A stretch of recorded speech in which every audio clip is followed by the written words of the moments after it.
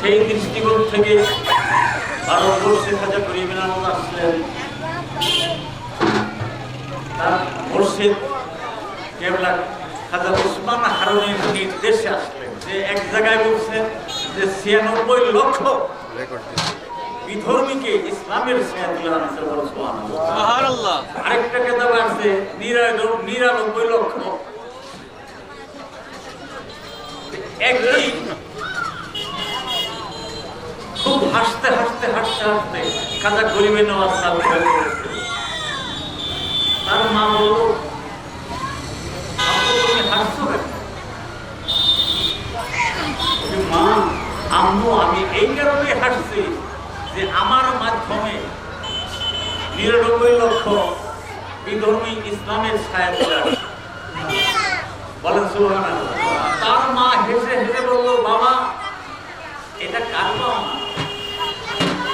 তখন খাজা গরিব চোখ ধরলেন। তখন তার মা বললেন, শুনো মাসুম, তুমি আমার কাছে এখনো মাসুম বাচ্চা, কারণ তুমি যখন আমার স্তরে দুধ পান করতা, অর্থাৎ অজু ছাড়া, অজু অবস্থায় আমার স্তর তুমি পারবে না। তাহলে দেখেন সেই পিরিয়ডের মারা কেমন সজাগ ছিলেন। সুতরাং আমার দৌলতের মাধ্যমে তুমি আজকে এত বড় একটা বলি, এত বড় কাজেই এখানে যারা যারা আছেন, যার যার ঘরে যদি মা বাপ থাকে, কোরআন বইরা হৃদয় বইয়া সেবা করো, কোরআন বইয়া সেবা করো। কাজেই আজকে সেই খাজা করে গিয়ে নেবে ৪৪তম রোড চলছে। এই যে বিভিন্ন ওলিয়া ওলিদের সামনে যে ওরস চলছে, ওরস এটা বুঝতে হবে। এখানে বিভিন্ন লোক, তার বিভিন্ন আশেগা, তার বিভিন্ন ভক্তবল্ল, বিভিন্ন শ্রমের মাধ্যমে কিন্তু এই পর্যন্ত কেউ টাকা দিয়া, কেউ পয়সা দিয়া, কেউ শ্রম দিয়া, কিন্তু আল্লাহ পাক সবার দ্বারা সব কিছু করার। এই যে আমরা যে এই রাস্তার পথিক দেখলাম, আলোচনা সমালোচনার লোক কিন্তু সব জায়গায় আছে।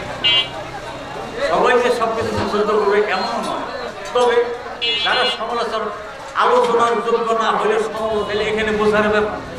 কাজেই আমরা তরিকা নিতেই হবে।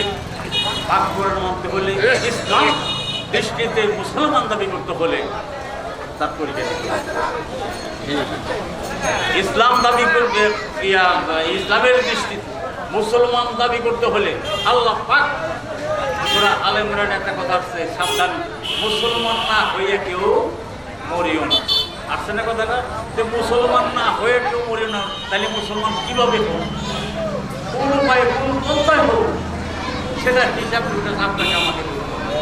কাজে এই তরিকার যে আসছে আমার রাসূল তরিকার কাজ করে গেছে, তার বাণী আল্লাহর বাণী আল্লাহর কিতাব প্রচার করে গেছে। এবং আরেকটা কথা আমি দিয়ে যাই, আল্লাহ এবং রাসূল কি এটা বলতেন, ওটা হচ্ছে আপনার এক্সটের দাম যত আসবে তত বেড়ে যাবে এবং আপনি আসবেন তত আপনার মন নরম হয়ে যাবে। কারণ মৃত্যু কথাটা স্মরণ হওয়ার সাথে সাথে অটোমেটিক্যালি নরম হয়। কাজে এখন এই যে এখানে কিছু অস্বীকার ব্যক্তিরা আপনাদের এরা একটা পরিস্থিতির উপরে প্রতিদিন আগে থেকে চিন্তা ভাবনা হাঁটাহাঁটি কাটাকাটি করে সেই বড় সম্পর্ককে আপনারা শরীরের মিলাপ সহ আপনারা শরীরের মাধ্যমে আল্লাহ পাকের কাছে হাত তোলা, সেই হাত তোলার মাধ্যমে আপনি যত হাত দিবেন তত আপনি দিলটা নরম হয়ে যাবে। সবাই এখন শুরু হচ্ছে আশেপাশে যারা মনোনয়ন করেন প্রধান ভাইয়েরা যারা আছেন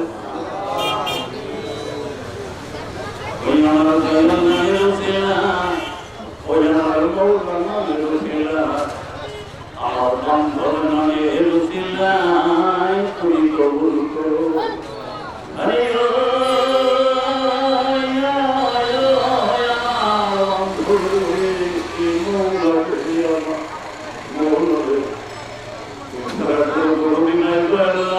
বন্ধু নাই বান্ধব নাই তুমি তারা কোন নয় তাই বলা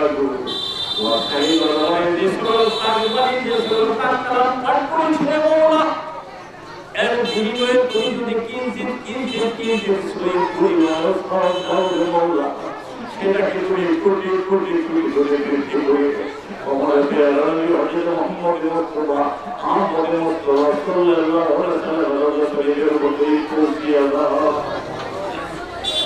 আমি আলাইহিসসালামের রওজা শরীফের উপর তুমি পৌঁছে দাও, মা থাকে মা আলাইহিসসালামের রওজা শরীফের উপর তুমি পৌঁছে দাও, ইমাম হাসান হুসেন আলাইহিসসালামের রওজা শরীফের উপর তুমি পৌঁছে দাও, তারপর ইমামের রওজা শরীফের উপর তুমি পৌঁছে দাও, তাই মাতাহের প্রধান যারা তাদের রওজা শরীফের উপর তুমি পৌঁছে দাও, মৌলানা আব্দুল কাদের জিলানী রহমাতুল্লাহ রওজা শরীফের উপর তুমি পৌঁছে দাও,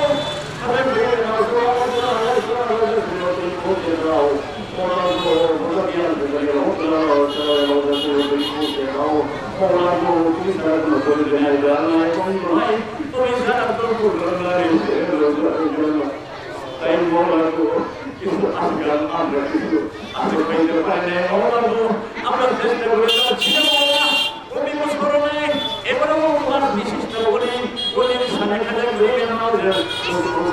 এই অনুষ্ঠানগুলো আমরা আয়োজন করছি মাওলা করে দাও তাই মাওলাগুলো আর তোমাদের জন্য ভয়কে আনন্দ করে সমস্ত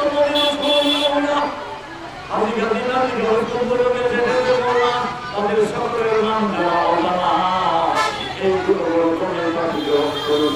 সংকের বলা তুমি করতে গেছো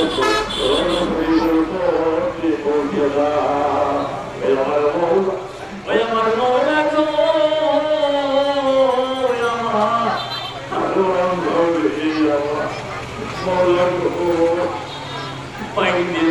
কয়েকদিন দাও খেলাতে আমার হাতে থাকা যাবো শ্রম দেওয়া মেহনত দিয়ে মৌলা টাকা দিয়া পয়সা দিয়ে মৌলা এই আয়োজনে হলো মৌলা তুমি তো বলবে না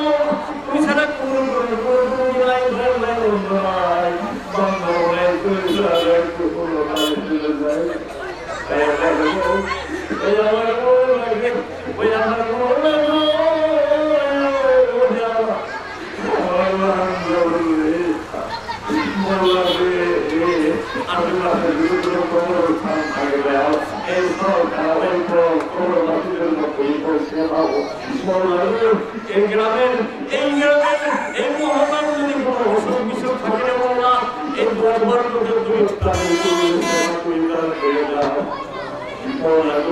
এই দরবারের খাতেন ছিল এই দরবারের একটা বক্তব্য ছিল সে তোমার হাতে ধরা পড়েছিল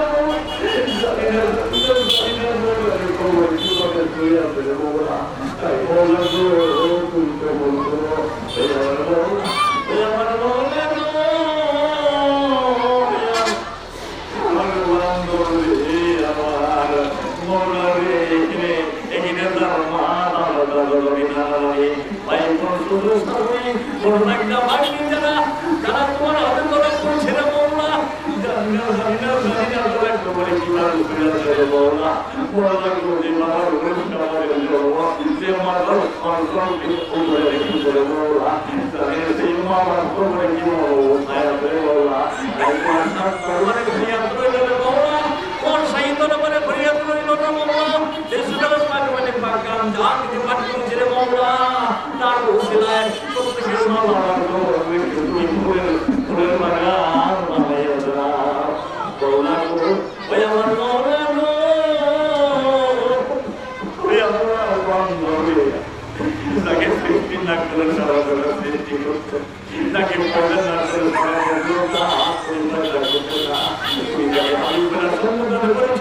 তুমি যাকে প্রস্তাবনে সম্পাদন করেছিল তার স্বামীর তার ওসিলায় মাহফিলকে তুমি কবুল করে দাও তোমার ওরের স্বামীর যে মাহফিলের আয়োজন করেছে তার ওসিলায় মাহফিলকে তুমি কবুল করে দাও আল্লাহ আল্লাহ আল্লাহ তাআলা ওয়ালা ইল্লা বিল্লাহিল আলিয়্যিল আযীম কালিমাতু লা ইলাহা ইল্লাল্লাহু মুহাম্মাদুর রাসূলুল্লাহ